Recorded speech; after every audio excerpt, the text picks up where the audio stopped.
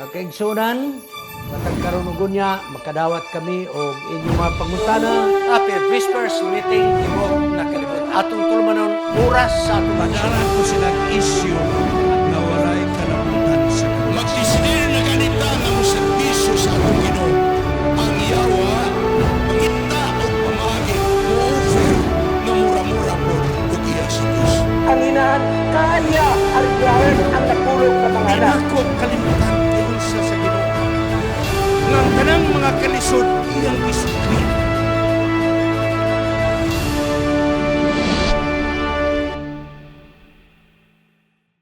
Happy Sabbath sa tibok kalibutan. Ang atong S. Media Ministry, Cagayan City, makikaubang kaninyo alang ni atong divine service. Sa pagsugod, magampo kita. Gamhanan nga Diyos. Salamat nga kami makatuon sa pulong nimo pinaagi kang manalag na Daniel. Nga among masabtan ang mga sinulat sa unang panahon nga diay may kalabutan og kahulugan sa among pagkinabuhi karon. O balang espiritu ikaw mo pasabot kanamo kay kining tagna nga among pagatun-an nagkinahanglan gyud kini sa makuti nga pagtuon. Salamat kay ikaw nagatubag sa among pag-ampo kining tanang pagadawaton sa ngalan ni Ginoong Hesus manluluwas. Amen. Mga kaigsunan, padayon gyapon ta sa atong pagtuon.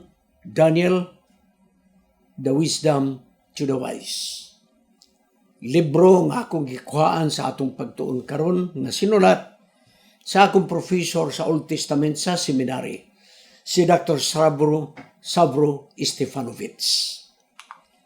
Niya natakaron mga kaigsunan sa Daniel chapter 11. Padayon gyapon sa chapter 11. The revelation about a long war. Part 1. Napay part 2, pabuton ninyo. So, ang pagpadayag nining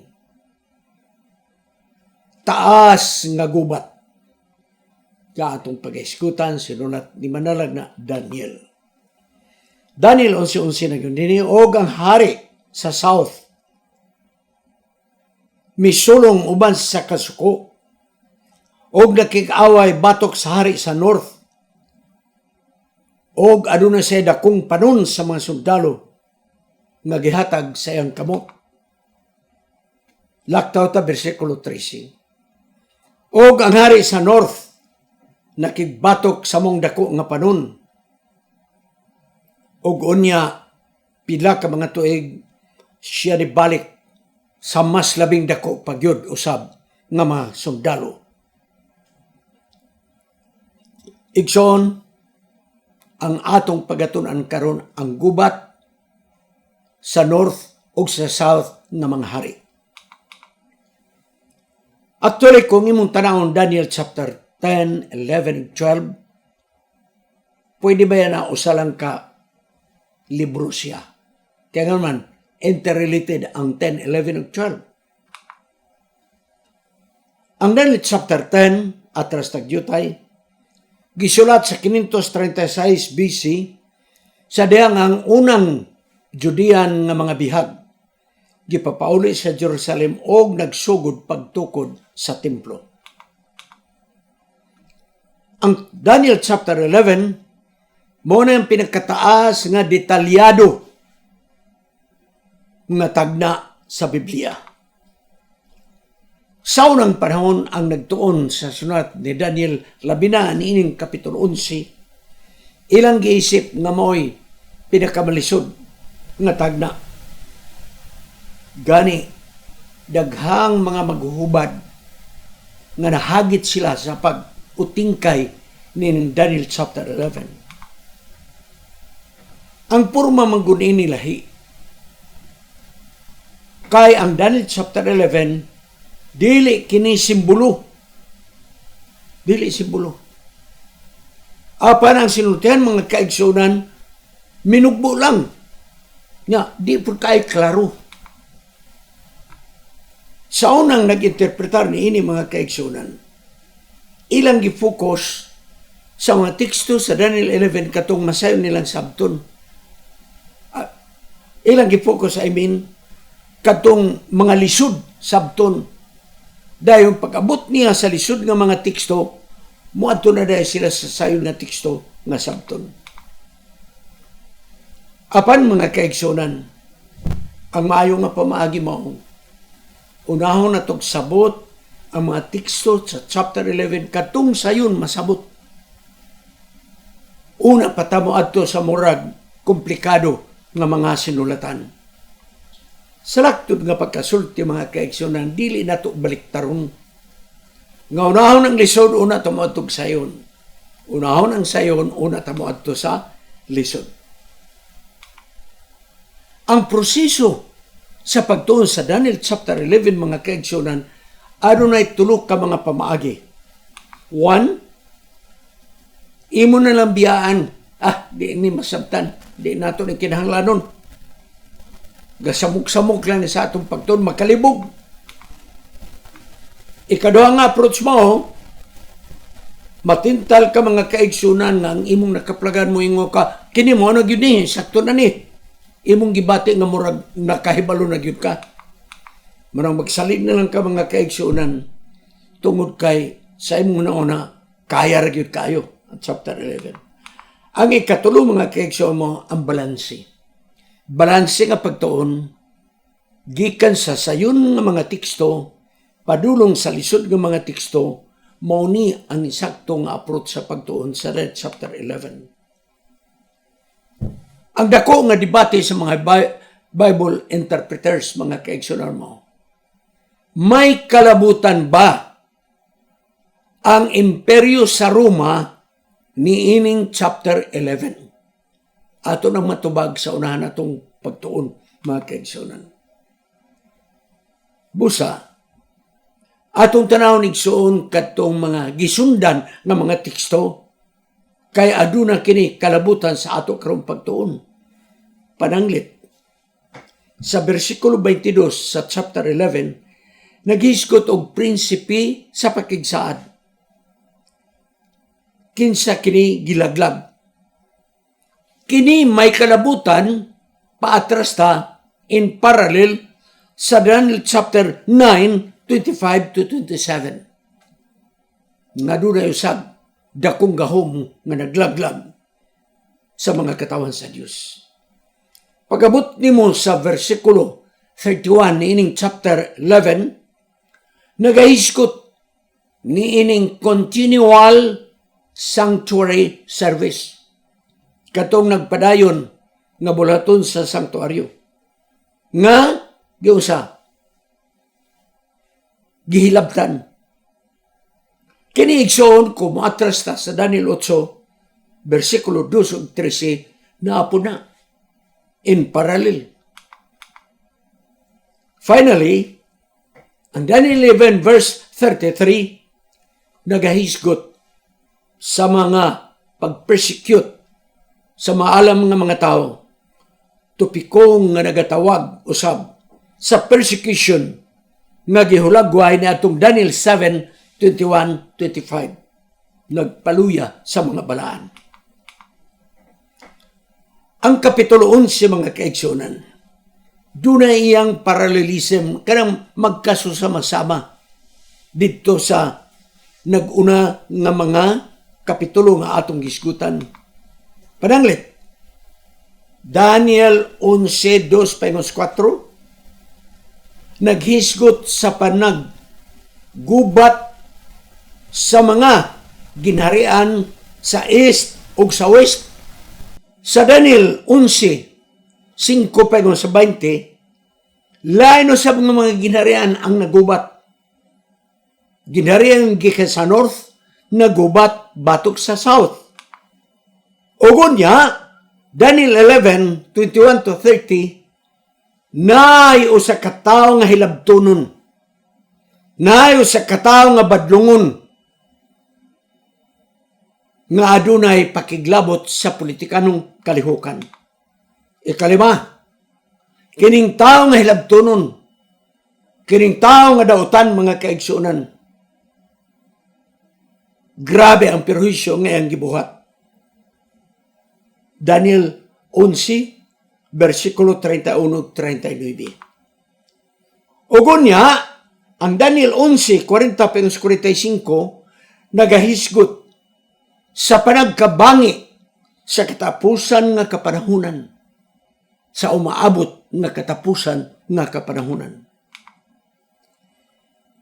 Taas nga gubat, mga politikanon, mga kaigsunan, nagubat ang East ug ang West.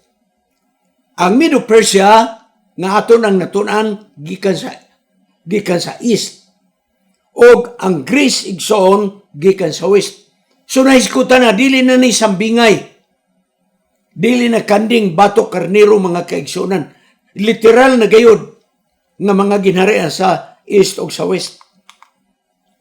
Og dayon sa Daniel 11 versikulo 2, og gipakita kanako ang kamaturang tanawa, ang tulo ka mga hari mutindog sa Persia, o sugubat ni sa Persia batok sa Greece. Og ang ikopat nahimong sapian labaw sa tanan, ug unya nahimong kusgan uban sa iyang pagkasapian, ug iyang gikutaw ang ginharian sa Grisya. So ang gubat igsoon sa Daniel chapter 11, gubat sa East nga nagsimbolo sa Medo-Persia ug sa West nga nagsimbolo sa Grisya. Wala na'y mananap diha, diretso na ang ginharian. Mao ni ang kalahian igsoon sa Daniel chapter 11. Versikulo 3 na gayon, ug unya ang kusgan nga hari mutindog ug magabuot sumala sa iyang kagustuhan. Og sa diya nga siya mutindog, ang iyang ginharian mabungkag, og bahinon kini sa upat ka mga hangin. Nahinumdum ka mo igsoon ang dako nga sungay sa mong kanding na bali nga nagsimbolo kang Alexander the Great, mga kaigsunan. Igsoon kining Daniel 11, dili ni pananawon, walay pananawon, kung dili audition, mga kaigsunan. Kanang nadungog, mga kaigsunan. Nadungog. So walay pananawon, lahi katong mga mananap kay gipakita ang pananaw. Kining Daniel chapter 11, walay pananaw, nadungog lang, gikan kang Gabriel, mga kaigsunan. Gani ang chapter 11, nagsugod sa pulong nga dako gitawag kamatuoran. Kini igsoon, pulong kamatuoran. Gisubli ang Daniel 10:1 o versikulo 21, kamatuoran yapong gisgutan. Ang Daniel 10:2 na ngayon diha, og ang pulong maong kamatuoran, mahitunin dako nga panagubat, nga ngay sabton ang pananahon. Daniel 10, versikulo 21, ug ako magingong kanimo ang nasulat sa balasahon sa kamatuoran. Busa kining libros kamatuoran, mga kaigsunan. Gikan sa chapter 10, paingon sa 11, mao kini ang pulong nga gipamulong ni Michael, mga kaigsunan. Nga gitransmit ni Gabriel ngadto ni Daniel. Nahibalo ta og kinsas Michael. Sa lagtod nga pagkasulti ang mensahe, nagingon si Gabriel nga walay lain nga gikanan ni ining kamaturan gikan kang Michael, ang supreme protector ni adtong matinud-anon nga nakigaway batok sa dautan. Daniel 10:21. Sa dali nga paglantaw nato sa kasaysayan sa ginharian sa Medo-Persia, adunay gihatag na teksto igsoon nga nagingon, tapos sa tulo ka hari sa Medo-Persia, adunay kaupat ka hari nga sapian.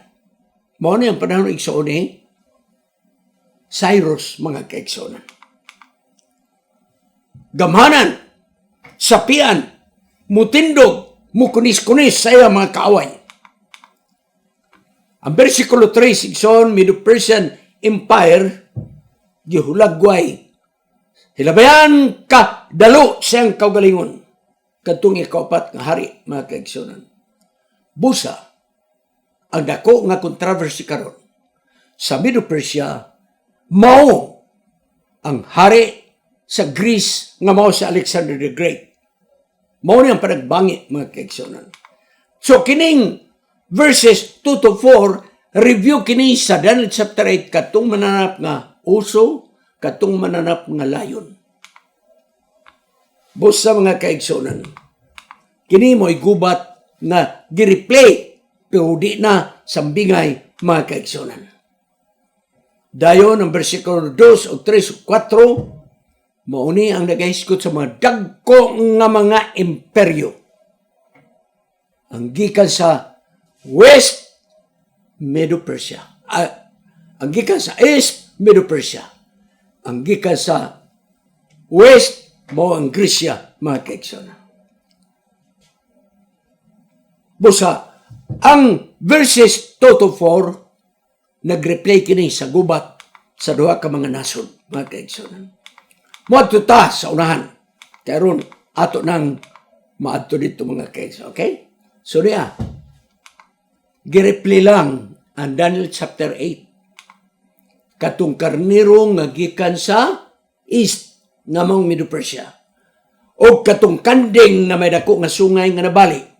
Kanang dako nga sungay si Alexander the Great nga nagsimbolo sa ginharian sa Gresya. So, igsoon, verses 1 to 4, gi-replay ang maong mga mananap sa Daniel chapter 8. Karon igsoon mo ato na ta. Daniel chapter 11 verses 5 to 20. Lahi na po din nga gubat. Gubat batok sa north o sa south. Kaganihan sa man to. East o west ang nagubat. Karon north o south, mga kaigsunan. Og ang nagpasiugda, mga kaigsunan, sa away mo ang south. Gihilabtan niya ang north, mga kaigsunan.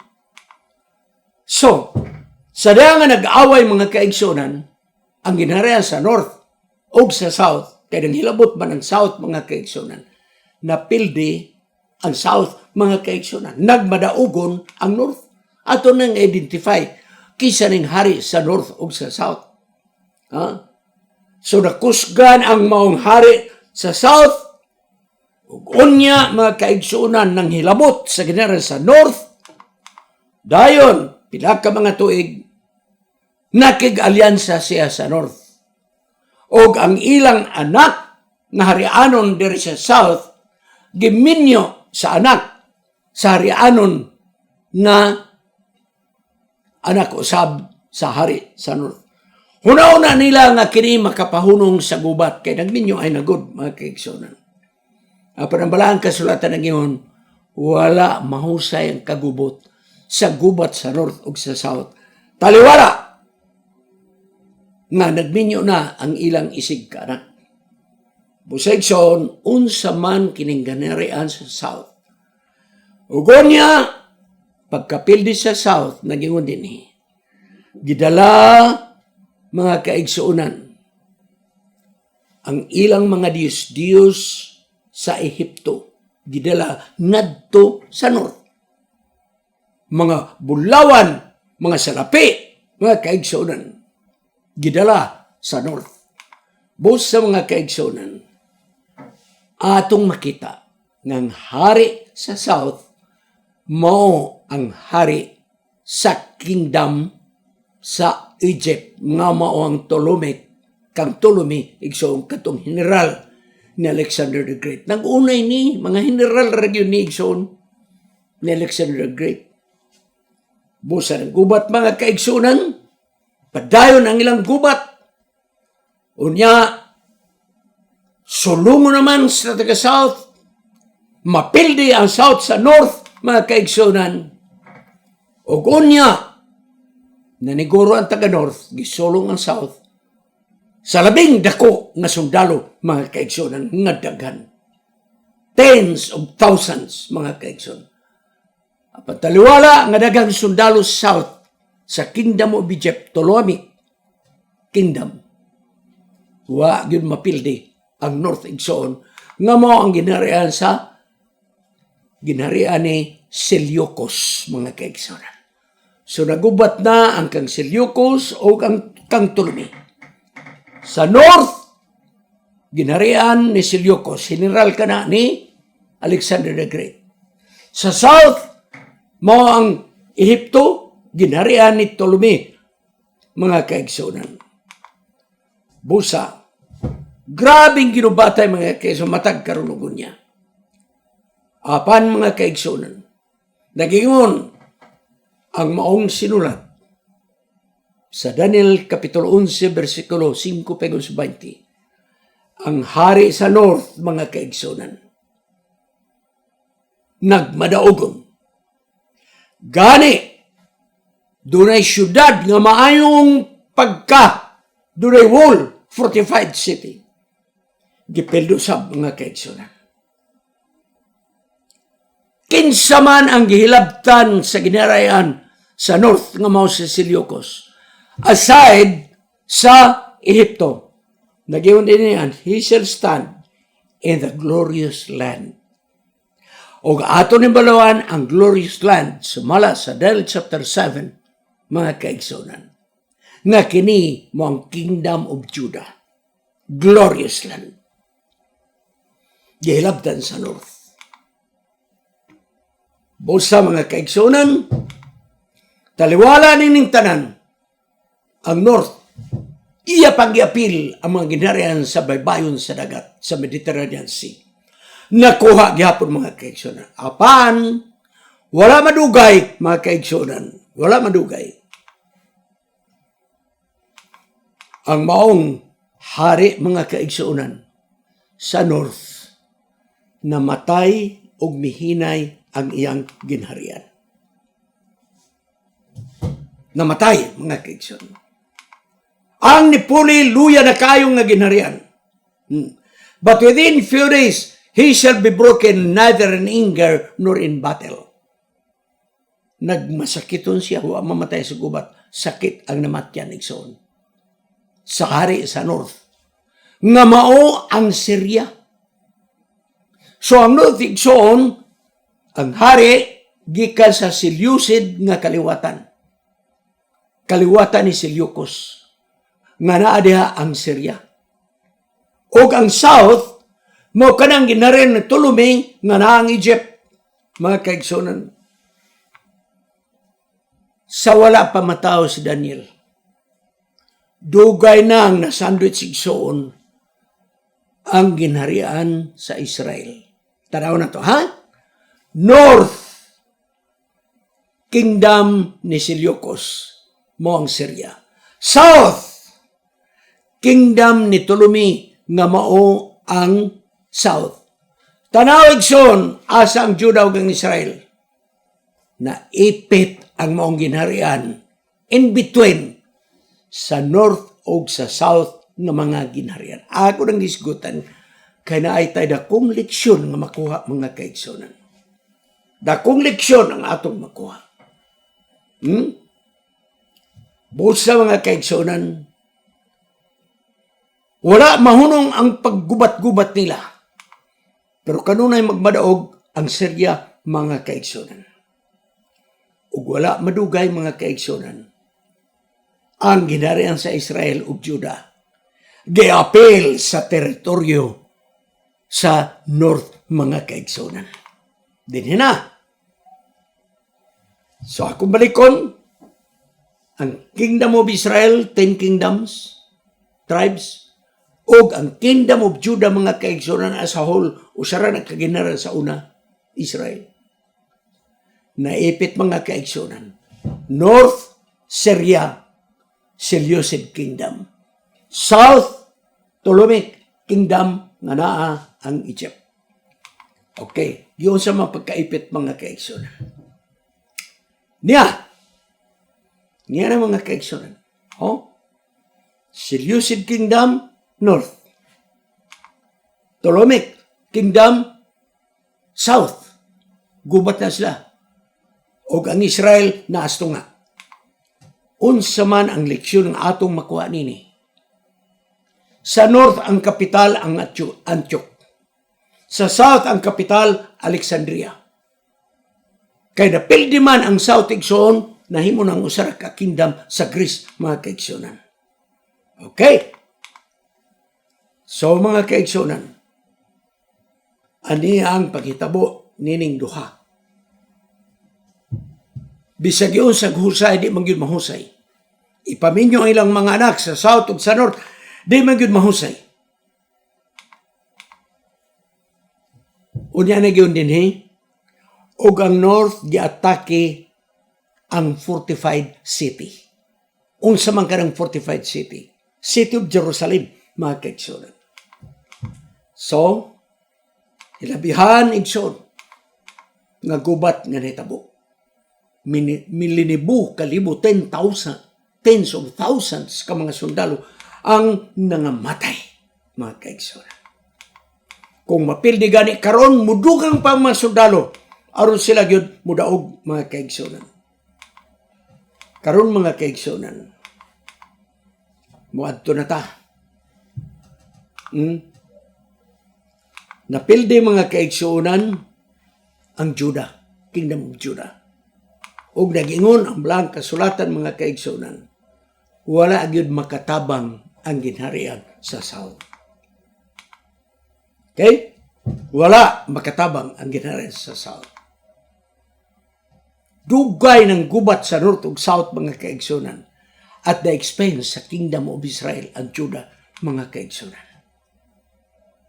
So karon ani ana igsoon ang pinakadako nga leksyon nga atong mahimo.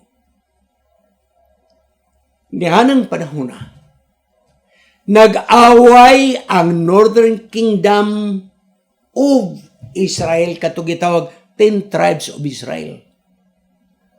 Nag-away sa Kingdom of Judah diri sa south. Ako i-picture ninyo ha. Ang Israel usa ka ginharian, pag-away sa mga hari na divided ang Israel. Ang Northern Kingdom na 10 ka tribo. Ang Southern Kingdom, Judah, 2 ka tribo, mga kaigsunan. Nag-away ni sila. Grabing away, gubat yun. Ha? Pulos ni mga Hudiyo yun, gubat. O karon igsoon, nakauno na sila nga manghinta sila kaalyado nga mga hintil. Siyempre, ang Northern Kingdom duol man sa Syria igsoon, nga mo ang North Kingdom nga gisgutan sa Daniel chapter 11, ang Northern Kingdom of Israel nakig-alyado sa Assyria. Nga naman, kaya aron di siya mapildi kung gubaton sa Judah. O ang kingdom sa Judah, pagtanaw niya nga ang iyang kalaban ng mga Hudiyo sab, may alalay naman nga Northern Kingdom, midagan usab sa Southern Kingdom nga maong Egypt. Diha na igsoon. Ang kalyado sa Judah, Egypt sa south. Ang kalyado sa Northern Israel, maong Assyria. Sa kasabutan, nga mag-independente sila nga ginharian, pero alyansa sila. Ay, igsoon, alyansa ang Northern Kingdom sa Syria. Apan wala madugay, giilog ang Northern Kingdom sa Assyria. Nahimo ng sakop. O gonya, ana may silingan nga Kingdom of Judah, giapil og sulong sa Seleucid Kingdom igsoon. Giapil og sulong ang Judah. Og ang iyang alyansa, nga mao ang South, nga mao ang Kingdom ni Ptolemy, nga mao ang Egypt, wala makatabang kay pidi sa kusog sa south, sa north. Igsoon, ang atong leksyon nga makuha mo ni. Di gyud ta makig-alyansa sa dili nato kaubanan sa pagtuo, mga kaigsunan. Unayon ra gyud ta nila. Unayon ra gyud ta nila. Tanaw ha? Northern Kingdom sa 10 ka tribo, alyansa sa Seleucid Kingdom sa north. O gunya igsoon ng Judah, diri po di alyansa sa south, nga mao kang Ptolemy nga ginharian. Apan mga kaigsuonan, ang Northern Kingdom wala matagbaw. Giilog ang Northern Kingdom, giapil ang Kingdom of Judah, o ang alyansa sa Juda nga mao ang Egypt wala makatabang. O ang Northern Kingdom nga iyang kaalyansa ang Syria wa natahura ang ilang treaty gisakop na ang Northern Kingdom. Mao mas pagtapos nagingon si Manalad Jeremias 17:5. Og ang Dios mingon, tinunglo ang tao nga nagasalig sa iyang isig katao. Kay siya nagasalig nga ang unod mo yung kusog. Apan ang iyang kasing-kasing halayo sa Ginoo. Bulahan siya nga nagasalig sa Ginoo. Kinsa nagasalig ngadto sa Ginoo. Nga naman, kay ang tao nga nagasalig sa Dios, nagingon si Jeremias 17:8, sama siya sa kakahoy, nga gitanom daplin sa tubig, nga di ang mga gamot na katugkad sa ilimnon nga tubig, nga di mahadlok sa tinginit, o ang iyang mga dahon naglabong mga kaigsunan, lunaw kayo, tibuok nga tuig, bisan pa kung dunay tinghulaw mga kaigsunan, dili mo hunong pagpamunga. Apan mga kaigsunan, ang tao nga nagsalig sa iyang isig katao, sama ra sa sagbot sa disyerto. Di na siya mulungtad malaya. Igsoon, ang chapter 11, ang leksyon na yun natong makuha mo, nag-unay pag-away ang katawan sa Diyos ng Hudyo. Nakigbulag ang northern na puro kaginharian. 10 tribes of Northern Kingdom. Ang Judah, nabili na lang si Judah at si Benjamin igsoon. Nabili na. Ug wala madugay, nag-away kining duha ka hari. Nag-unay igsoon ang mga Hebrano, nag-unay. Dayon nakahunaw na ang Northern Kingdom sa Israel, mangita kog kaalyansa, hintil. Mao ang Assyria, Seleucid Kingdom sa North. Nagingon po ng Judah, mudagan ko south kay naapo Ehipto, mutabang ka nako. At the end of the day, ang kaalyansa sa North, giunay siya. O ang kaalyansa sa North, ang Seleucid Kingdom, dili lamang ang Northern Kingdom mo'y gikuha sa Syria, giapil pagkuha ang Judah. O ang kaalyado sa Judah, nga mao ang Southern Kingdom igsoon. Ni Ptolemy igsoon, wala makatabang. Nagingon ang Ginoo, tinunglo siya nga magasalig sa iyang isig katao. Apan ang tao nga magasalig sa Dios, sa mas kahoy nga gitanom sa daplin sa sapa, dili malaya sa panahon sa tinghulaw. Lunhaw ang mga dahon, nagapamunga adlaw-adlaw tuig-tuig. Apan siya nga nagasalig sa iyang isig katao, samar sa sagbot gana sa disyerto, mabuhi makadiyot, malaya. Kung naatay mga problema, mga kaigsunan, isalig nato ang tanan ngadto sa atong Diyos. Kung naay mga problema, kung unsa ng problema karon nga inyong diatubang, ayaw mo pagkigalyansa sa dili mga matinuohon. Ni anagyo example igsoon. Northern Kingdom of Israel ug Judah nakigalyansa sa mga hintil. At the end of the day, wala makatabang sa ilang ginharian. Itugyan nato ang tanan ngadto sa atong Ginoo mga kaigsunan. Kung unsa man ang kabugat sa atong problema, ayaw mo pagsalig sa inyong kwarta. Ayaw mo pagsalig mga kaigsunan sa inyong mga kapit. Isalig ninyo ang tanan sa atong Diyos. Kay siya mo'y magapatambok ka nato, bisan pa mabot ang tinghulaw sa atong kinabuhi. Magampot as pagtapos. Salamat o Diyos sa mga leksyon na imong gihatag kanam. Tudluy kami sa pagsalik kanimo. Nga kung may mga problema, dili ang pag-alyansa sa mga dili tumutuo mo'y sulban. Apan ang maligon nga pagsalig diha kanimo mo ang kasulbaran. Kining tanan among pagadawaton sa ngalan ni Ginoong Hesus Manluluwas. Amen.